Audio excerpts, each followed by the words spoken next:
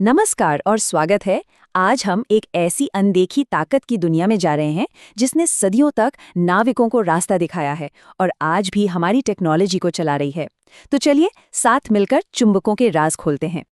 तो ये कहानी शुरू होती है रेशमा से। रेशमा अपनी दादी के लिए एक कहानी लिख रही थी, लेकिन लिखते लिखते वो एक ऐसे सवाल पर आकर अटक गई जिसने उसकी कलम ही रोक दी। जरा सोचिए, रात एकदम काली है, तूफान चल रहा है, बादल गरज रहे हैं और आसमान में एक भी तारा नहीं। अब ऐसे में पुराने जमाने के जहाज चलाने वाले अपना रास्ता कैसे ढूंढते होंगे, घर कैसे पहुंचते होंगे?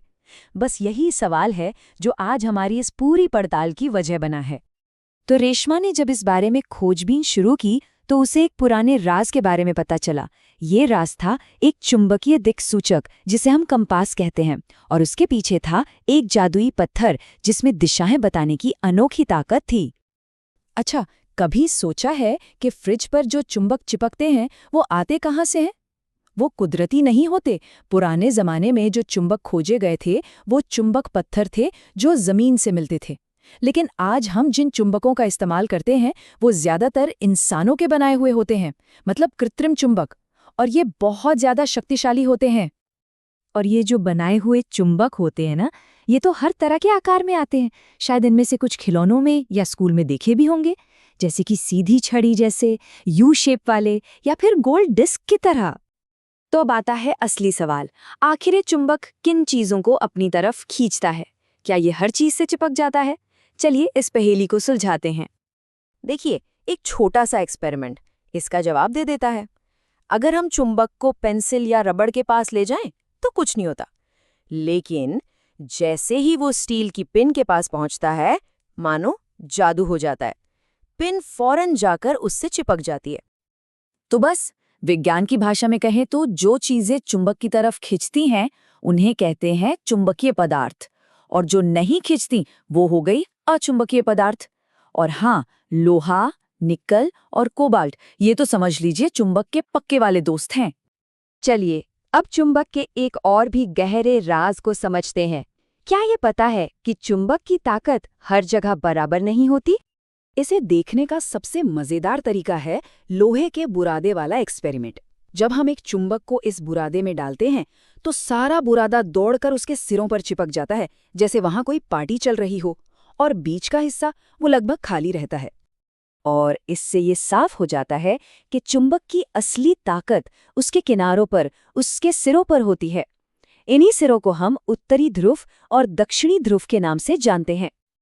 और यहाँ एक ऐसा नियम है जो कभी नहीं टूटता।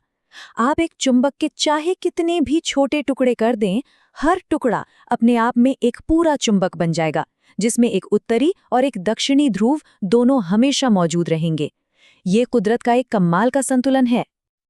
अब जो बात है ना, वो सच में बहुत दिलचस्प है। क्या होता है जब दो चुंबकों को एक दूसरे के पास लाया जाता है? यहाँ एक अनदेखी ताकत काम करती है। तो चुंबक की दुनिया का एक सीधा सा नियम है, जो ध्रुव अलग अलग होते हैं वो एक दूसरे को खींचते हैं, एकदम पक्के दोस्तों की तरह, और जो ध्रुव एक जैसे होते हैं वो एक दूसरे को दूर धकेलते हैं, जैसे कोई जानी दुश्मन हो। ये एक बहुत ही काम की बात है। अगर ये पता लगाना हो कि कोई चीज सच में चुंबक है या नहीं, तो उसका सबसे पक्का टेस्ट प्रतिकर्षण है।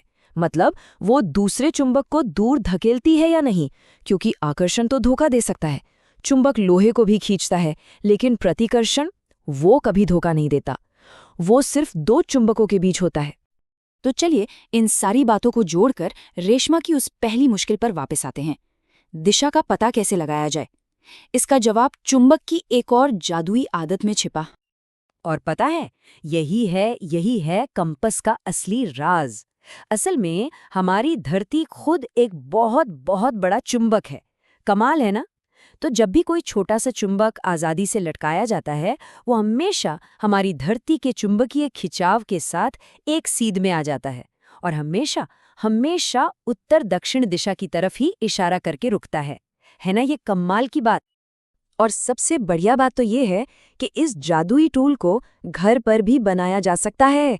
बस कुछ मामूली सी चीज़ों से आप अपना खुद का दिशा बताने वाला यंत्र तैयार कर सकते हैं। इसे बनाने की कोशिश ज़रूर करनी चाहिए। तो इन सारे राज को जानने के बाद रेशमा ने न सिर्फ अपनी कहानी पूरी की, बल्कि उससे अपने स्कूल मेले के लिए कुछ मजेदार खेलों का आइडिया भी मिल गया। चलिए देखते हैं कि चुंबक से और क्या-क्या मजेदार हो सकता है।